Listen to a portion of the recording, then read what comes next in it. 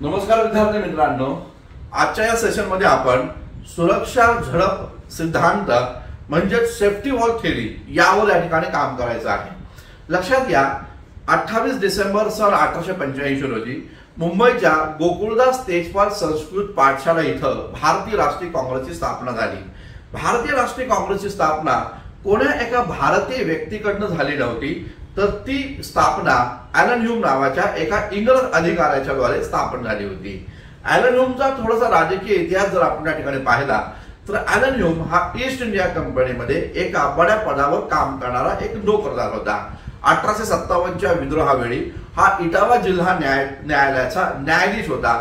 जेव्हा उठावकर्त्यांनी इटावा जिल्हा न्यायालयावर हल्ला केला तेव्हा हाच ॲलन ह्यूम हा स्त्रीचा वेश परिधान करून त्या विळख्यातून बाहेर पडला असं एकंदरीत दिसून येतं। सन 1882 ला हा ॲलन ह्यूम निवृत्त होतो आणि त्यानंतर तो थिओसॉफिकल सोसायटीचा सदस्य या ठिकाणी बनतो। थिओसॉफिकल सोसायटीकडनं त्याला अशी माहिती मिळाली की भारतामध्ये लवकरच जनजातीचे लोक या ठिकाणी विद्रोह करणार आहेत इंग्रज सरकारच्या विरोधात, आणि त्यामुळे जर का भारतामध्ये अशा प्रकारे जनजातीय लोकांनी जर का विद्रोह या ठिकाणी केले तर लवकरच इंग्रजांना या देशातून आपली सत्ता या ठिकाणी काढून घ्यावी लागणार आहे, लवकरच इंग्रजांना हा देश सोडून जावा लागणार आहे।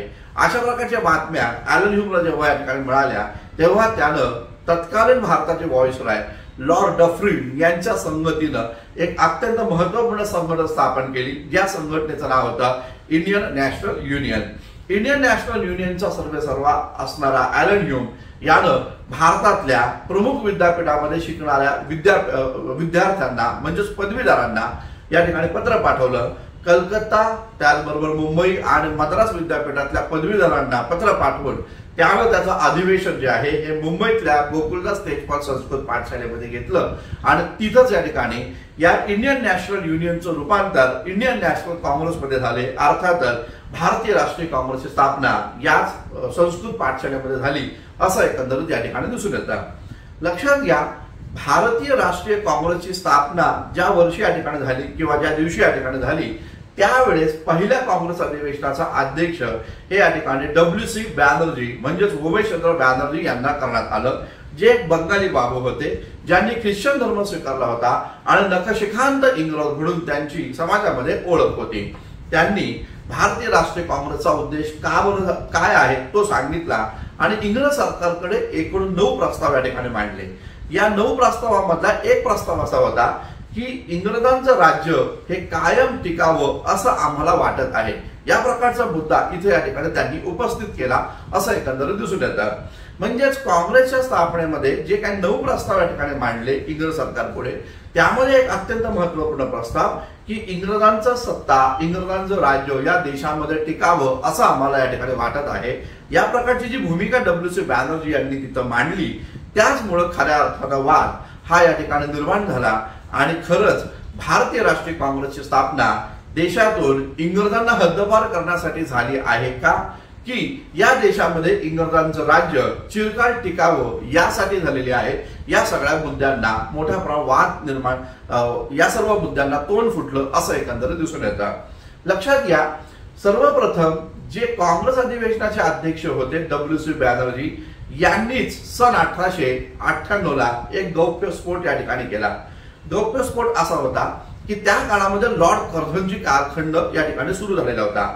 लॉर्ड कर्झन हा भारताचा व्हाईसरॉय म्हणून या ठिकाणी आला होता आणि जो भारतीय राष्ट्रीय काँग्रेसला राष्ट्रीय काँग्रेस किंवा राष्ट्रीय पक्ष म्हणून संबोधायला तयार नव्हता। त्याचं असं म्हणणं होतं की भारतीय राष्ट्रीय काँग्रेस ही मूळभर लोकांची संघटना या ठिकाणी आहे। त्याचबरोबर या लॉर्ड कर्झनचं असं पण या ठिकाणी दृष्टिकोन होता की भारतीय राष्ट्रीय काँग्रेस जी आहे ही संपूर्ण भारताचं प्रतिनिधित्व देखील या ठिकाणी करत नाही आणि म्हणूनच लॉर्ड कर्झननं काँग्रेसमधल्या कोणत्याही अधिकाऱ्याला किंवा काँग्रेसमधल्या कोणत्याही नेत्याला भेट देण्यास त्यानं स्पष्टपणे नकार दिलेला होता। त्याच्या कालखंडामध्ये जेवढे पण काँग्रेसचे अध्यक्ष या ठिकाणी झाले त्यापैकी कोणालाही लॉर्ड कर्झननं या ठिकाणी खासगी आणि विशेष भेट दिली नाही असं एकंदरीत दिसतं।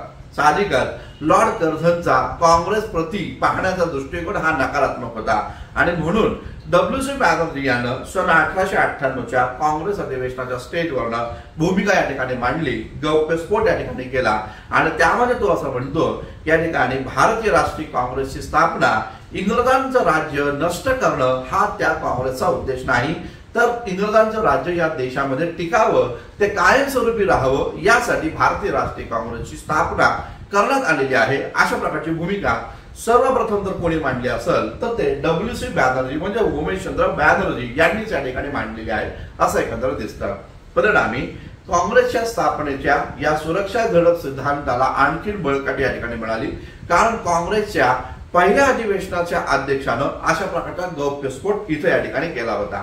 यानंतर पाहायला भेटलं सन 1913ला विलियम वेडरबर्न यांनी ॲलन ह्यूमचं चरित्र हे या ठिकाणी प्रकाशित केलं आणि ॲलन ह्यूमच्या या चरित्रामध्ये त्यांनी सरळ भूमिका या ठिकाणी मांडली की ॲलन ह्यूम आणि लॉर्ड डफरिन या दोघांनी संगनमतानं भारतीय राष्ट्रीय काँग्रेसला जन्म या ठिकाणी दिला आणि जिचा उद्देश इंग्रजांचं राज्य या देशामध्ये टिकावं आणि जनजाती उठावापासून या ठिकाणी वाचवावं इंग्रजांना, अशा प्रकारची भूमिका यानं या ठिकाणी इथं मांडल्याचं आपल्याला पाहायला भेटतं. तर ॲलन ह्यूमचा चरित्रकार विलियम वेडरबर्न यानं देखील या प्रकारच्या भूमिकेला दुजोरा दिला की भारतामध्ये काँग्रेसची स्थापना ही या ठिकाणी इंग्रजांचं राज्य टिकावं यासाठी या ठिकाणी झाल्याचं एकंदरीत पाहायला भेटला.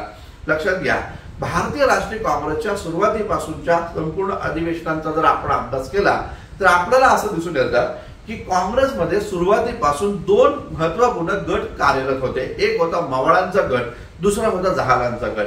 मवाळांचा गट हा अर्ज विनंत्याच्या द्वारे राजकीय हक्क अधिकारांची मागणी करत होता, तर जहालांचा गट जो होता हा प्रखर राष्ट्रवादानं पेटून उठला होता आणि ज्या जहालांना या ठिकाणी इंग्रजांपुढे अशा प्रकारे अर्ज विनंत्यांचा मार्ग हा नामंजूर होता.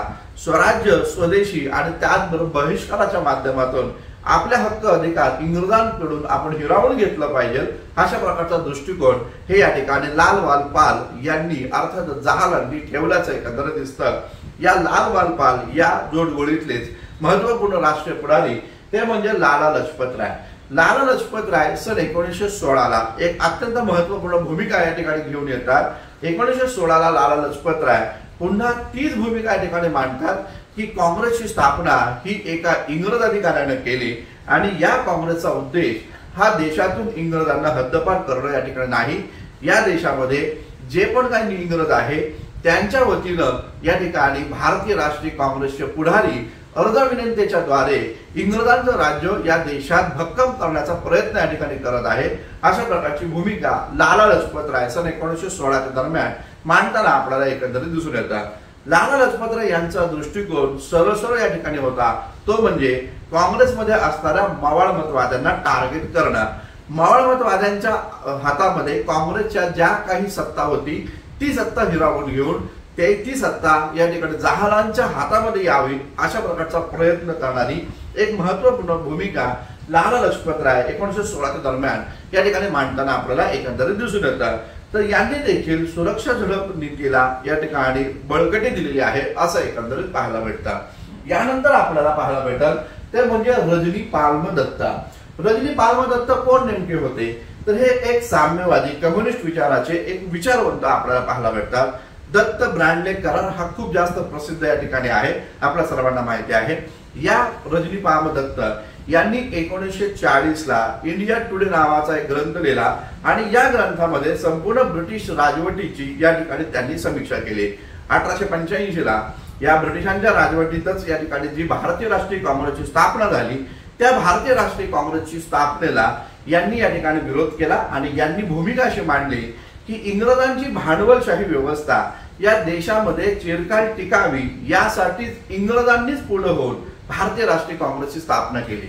भारतीय राष्ट्रीय काँग्रेसचा मूळ उद्देश या देशामध्ये भांडवली व्यवस्था कायम टिकावी आणि साम्यवाद समाजवादाला विरोध या ठिकाणी व्हावा, अशा प्रकारची भूमिका या ठिकाणी आहे आणि त्यातूनच भारतीय राष्ट्रीय काँग्रेसचा जन्म झाला. या प्रकारचा सिद्धांत रजनी पाल्म दत्त यांनी 1940च्या दरम्यान मांडल्याचं आपल्याला एकंदरीत दिसून येतं. मित्रांनो, याच दरम्यान म्हणजे 1940च्या दशकामध्ये पाहायला असं भेटतं की भारताचा संपूर्ण कालखंड जो आपण पाहिला 1940च्या दशकाचा, तर आपल्याला इथं पाहायला भेटतं 1940चं दशक हे सांप्रदायवादाचं दशक या ठिकाणी मानलं जातं, कारण याच काळामध्ये बॅरिस्टर जिनानं या ठिकाणी टू नेशन थिअरी या ठिकाणी मांडली। भारतामध्ये दोन राष्ट्र आहे, हिंदू आणि मुस्लिम राष्ट्र आहे, आणि त्या संदर्भामध्ये इंग्रजांनी या ठिकाणी मुस्लिमांचं स्वतंत्र राष्ट्र या ठिकाणी करून द्यावं अशा प्रकारची भूमिका बॅरिस्टर जिनाची होती। लक्षात घ्या, त्यावेळेचे हिंदू महासभा जी होती तर त्या हिंदू महासभेचे प्रमुख व्यक्ती म्हणजे गोळवलकर गुरुजी। तर त्या गोळवलकर गुरुजींच्या माध्यमातून पण या प्रकारची ही भूमिका या ठिकाणी पुढे येते, आणि ते पण असं म्हणतात की भारतीय राष्ट्रीय काँग्रेसची स्थापना ही मुळातच या देशातून इंग्रजांना हद्दपार करण्यासाठी झाली नाही, तर या देशामध्ये इंग्रजांचं राज्य चिरकाल टिकावं हा याचा उद्देश या ठिकाणी राहिल्याचं पाहायला भेटतं। म्हणजे हिंदू महासभेच्या माध्यमातून हिंदूंची बळकटी करणं आणि त्याचबरोबर हिंदू तत्व आधारावर या ठिकाणी राजकीय भूमिका घेणं हे या ठिकाणी यांनी मांडल्याचं आपल्याला एकंदरीत दिसतं। म्हणजे काँग्रेसवर या सर्व लोकांनी या ठिकाणी टीका केल्या, काँग्रेसच्या स्थापनेवर या सर्व लोकांनी टीका केल्याचं एकंदरीत दिसून येतं। सेफ्टी वॉल थेअरी हीच या ठिकाणी आपल्याला पाहायला भेटते की ब्रिटिशांचं राज्य या देशामध्ये चिरकाल टिकावं म्हणून इंग्रजांनी स्वतःहून भारतातल्या मध्यमवर्गीयांना पुढे करून राष्ट्रीय चळवळीचं नेतृत्व त्यांच्या हाती देऊन सुरक्षा कवच निर्माण केलं होतं आपल्या ब्रिटिश राज्याला। यालाच म्हटलं जातं सेफ्टी वॉल थेअरी, यालाच म्हटलं जातं सुरक्षा झडप सिद्धांत। मित्रांनो, लक्षात असू द्या, जेव्हा हा सुरक्षा झडप सिद्धांत चर्चेमध्ये या ठिकाणी होता त्यावेळेस भारतीय राष्ट्रीय काँग्रेसच्या एका महत्त्वपूर्ण पुढाऱ्यानं अर्थात गोपाळकृष्ण गोखले यांनी त्या संदर्भामध्ये एक महत्त्वपूर्ण सिद्धांत मांडला, ज्या सिद्धांताला लाइटनिंग कंडक्टर थेअरी या नावानं पण संबोधलं जातं। लाइटनिंग कंडक्टर थेअरी जी होती ही नेमकी काय आहे, कशा संदर्भामध्ये मांडली गेली, त्याबद्दल आपण आता इथं या ठिकाणी चर्चा करूया। लक्षात घ्या, लाइटनिंग कंडक्टर थेअरीच्या माध्यमातून हे गोपाळकृष्ण गोखले काय बरं भूमिका मांडतात ते लक्षात घेऊया। त्यांचं असं म्हणणं आहे की सन 1885 ला भारतीय राष्ट्रीय काँग्रेसची स्थापना या ठिकाणी झाली, आणि ही काँग्रेसची स्थापना एका इंग्रज अधिकाऱ्याच्या द्वारे म्हणजेच ॲलन ह्यूमच्या द्वारे या ठिकाणी करण्यात आली। यामध्ये कसल्याही प्रकारचं दुमत बिलकुल नाही।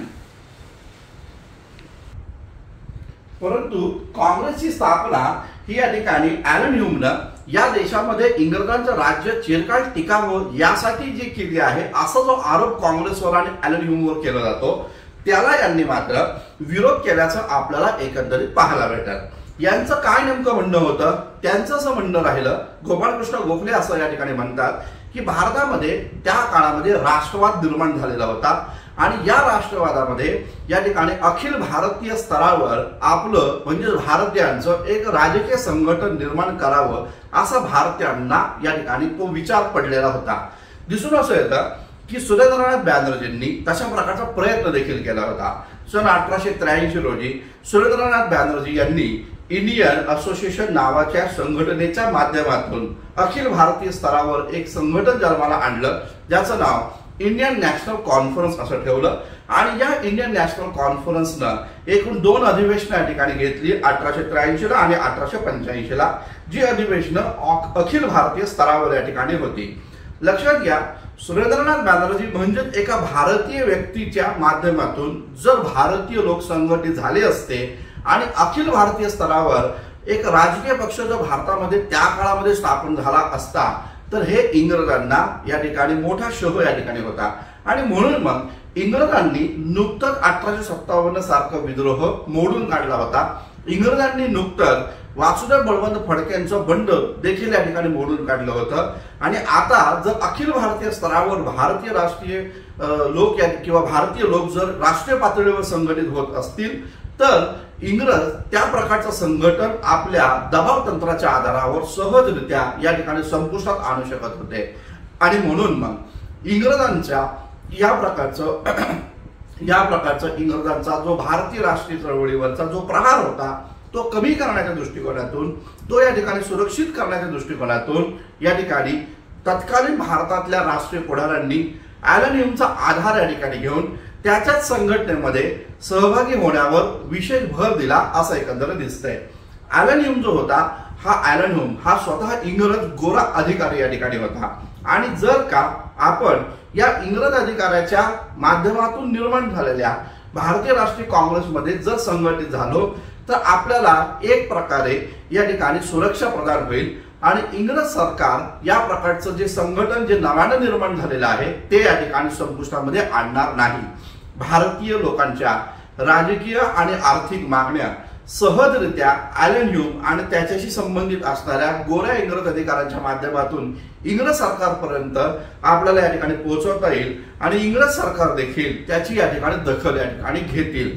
आणि म्हणून भारतीय राष्ट्रीय चळवळीमध्ये पाहायला भेटतं जे सुरुवातीच्या काँग्रेसचे जे काही प्रमुख लोक होते त्यांना असं वाटत होतं की भारतीय व्यक्तींनी स्थापन केलेल्या संघटनेमध्ये आपण सहभागी होण्यापेक्षा ॲलन ह्यूम सारख्या एका गोऱ्या इंग्रज अधिकाऱ्याच्या माध्यमातून जर आपण या ठिकाणी संघटित झालो तर ते आपल्यासाठी आपल्या राष्ट्रवादासाठी आणि एकूणच राष्ट्रीय पक्षासाठी ते या ठिकाणी खूप जास्त सोयीचं देखील या ठिकाणी राहील आणि त्याचमुळं त्यांनी या ठिकाणी भारतीय राष्ट्रीय काँग्रेसमध्ये सहभागी होण्यावर शिक्कामोर्तब केला असं एकंदरीत दिसतंय। भारतातले त्या काळचे जे मवाळ काँग्रेसचे जे पुढारी होते या मवाळ काँग्रेसच्या पुढाऱ्यांनी जी भूमिका या ठिकाणी व्यक्त केली त्या भूमिकेलाच या ठिकाणी लाइटनिंग कंडक्टर थिअरी असं या ठिकाणी म्हटलं जातं। म्हणजे त्यांचं असं म्हणणं आहे की ॲलन ह्यूम हा भारतीय राष्ट्रवादासाठी एक प्रकारे लाइटनिंग कंडक्टर या ठिकाणी होता। ॲलन ह्यूम हा एक भारतीय राष्ट्रवादाच्यासाठी एक तडित चलत वाहक म्हणून या ठिकाणी त्यानं काम केल्याचं एकंदरीत या ठिकाणी दिसून येतं। म्हणजेच इंग्रजांच्या प्रहारापासून भारतीय राष्ट्रवादाला या ठिकाणी जर का सुरक्षित ठेवायचं असेल तर ॲलन ह्यूमला पुढे करा आणि त्याच्या मागे राहून आपण आपल्या राजकीय इच्छा आकांक्षा आर्थिक मागण्या राजकीय मागण्या इंग्रजांकडे पर्यंत या ठिकाणी पोहोचवा आणि भारतात नुकताच या ठिकाणी नवजात असणारा हा जो राष्ट्रवाद आहे त्याला या ठिकाणी मोठं करण्यासाठी तेवढी आपल्याला संधी या ठिकाणी मिळेल अशा माध्यमातून त्या काळचे दादाभाई नौरोजी असू द्या त्याचबरोबर सुरेंद्रनाथ बॅनर्जी असू द्या त्याचबरोबर न्यायमूर्ती रानडे यांसारखी लोक असू द्या या सर्व लोकांनी ॲलन ह्यूमला या ठिकाणी लाइटनिंग कंडक्टर म्हणून संबोधलं किंवा लाइटनिंग कंडक्टर म्हणून या ठिकाणी त्याचा प्रयोग केलेला होता असं एकंदरीत दिसतं। या प्रकारची जी थेरी मांडली ती या ठिकाणी नामदार गोखले यांनी। नामदार गोखले ही थेरी मांडत असताना ॲलन ह्यूमचा देखील या ठिकाणी बचाव करताना आपल्याला दिसतं। त्यांचं असं म्हणणं होतं की त्या काळात जे 72 लोक काँग्रेसच्या पहिल्या बैठकीला उपस्थित होते त्या 72 लोकांना ॲलन ह्यूम चांगला माहिती होता आणि ॲलन ह्यूमचं जे काही कॉन्ट्रीब्युशन या ठिकाणी होतं किंवा नॅशनल मुवमेंटमध्ये ॲलन ह्यूमनं जी भूमिका या ठिकाणी घेऊन या ठिकाणी काँग्रेसची स्थापना करण्याचा मुद्दा या ठिकाणी मांडला होता तर तो संपूर्ण राष्ट्रीय चळवळीतल्या पुढाऱ्यांना या ठिकाणी मान्य होता। मुद्दा असा होता की भारतीय राष्ट्रवाद नुकताच या ठिकाणी जन्मास आला तो जन्मास येण्यापूर्वीच इंग्रज सरकार त्याला मारण्याचा प्रयत्न या ठिकाणी करत होतं आणि म्हणून त्या काळच्या पुढाऱ्यांना भारतीय राष्ट्रवादाला मोठं करण्यासाठी वेळ हवा होता आणि त्याच्यासाठीच ॲलन ह्यूम या एका इंग्रज अधिकाऱ्याच्या द्वारे ते संघटित या ठिकाणी झालेले होते आणि म्हणूनच लाइटनिंग कंडक्टर म्हणून ॲलन ह्यूमकडे त्या काळचे काँग्रेसचे पुढारी या ठिकाणी पाहत होते। अशा प्रकारची भूमिका ही या ठिकाणी नामदार गोखलेंनी मांडल्याचं एकंदर दिसतं। नामदार गोखले ॲलन ह्यूमचा बचाव अशाही पद्धतीने या ठिकाणी करतात ते म्हणतात ॲलन ह्यूमनी जरी ही संघटना स्थापन केली तरी ॲलन ह्यूम स्वतः कधीच भारतीय राष्ट्रीय काँग्रेसचा अध्यक्ष या ठिकाणी बनलेला नाही। ॲलन ह्यूमनं कायम महासचिव या पदावर काम केलं आणि त्यानं भारतीय राष्ट्रवादाला मोठ्या प्रमाणावर बळकटी आणण्याचा प्रयत्न केला आणि ज्या माध्यमातून भारतामध्ये या ठिकाणी काही कालावधीनंतर जेव्हा राष्ट्रवाद या ठिकाणी जन्मास आला जे काही कालावधीनंतर भारतातला राष्ट्रवाद जेव्हा या ठिकाणी मोठ्या या ठिकाणी बनला तेव्हा या राष्ट्रवादानं तयार झालेले लोक स्वतः या ठिकाणी आता निर्णय घेऊ लागले आणि ते इंग्रजांच्या विरोधामध्ये या ठिकाणी आंदोलन देखील करू लागले। याचं मूर्तिमंत आंदोलन म्हणजे स्वदेशी चळवळ अशा प्रकारचं आपल्याला या ठिकाणी पाहायला भेटतं। म्हणजे इथं पाहायला भेटल की गोपाळकृष्ण गोखले जे आहे हे लाइटनिंग कंडक्टर थिअरीचा बचाव करताना भूमिका या ठिकाणी मांडतात की भारतीय राष्ट्रीय काँग्रेसची स्थापना ही या ठिकाणी जरी या ठिकाणी ॲलन ह्यूमनं केली असली तरी ॲलन ह्यूमवर किंवा ॲलन ह्यूमकडे संशयाच्या नजरेनं पाहणं हे या ठिकाणी चुकीचं आहे आणि याचबरोबर भारतीय राष्ट्रीय काँग्रेसकडे देखील संशयाच्या नजरेने पाहणं या ठिकाणी चुकीचं आहे। या प्रकारच्या भूमिकेचं समर्थन या ठिकाणी गोपाळकृष्ण गोखले लाइटनिंग कंडक्टर थेअरीच्या माध्यमातून करताना आपल्याला एकंदरीत दिसतात। गोपाळकृष्ण गोखले नंतर बिपिन चंद्राने देखील याच प्रकारचा स्टँड या ठिकाणी घेतल्याचं आपल्याला दिसतं।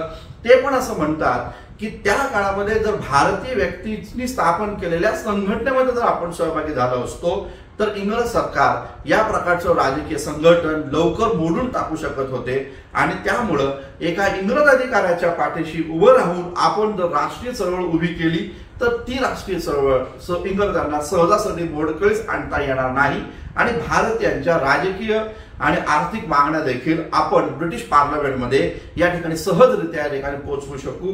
अशा माध्यमातून या ठिकाणी भारतीय राष्ट्रीय काँग्रेस जी ॲलन ह्यूमनी स्थापन केली होती त्या ॲलन ह्यूमच्या भारतीय राष्ट्रीय काँग्रेसमध्ये भारतातल्या सर्व विद्वानांनी आपल्या राजकीय संघटना या ठिकाणी विलीन करून भारतीय काँग्रेसमध्ये सहभागी झाले होते असं एकंदरीत दिसतं।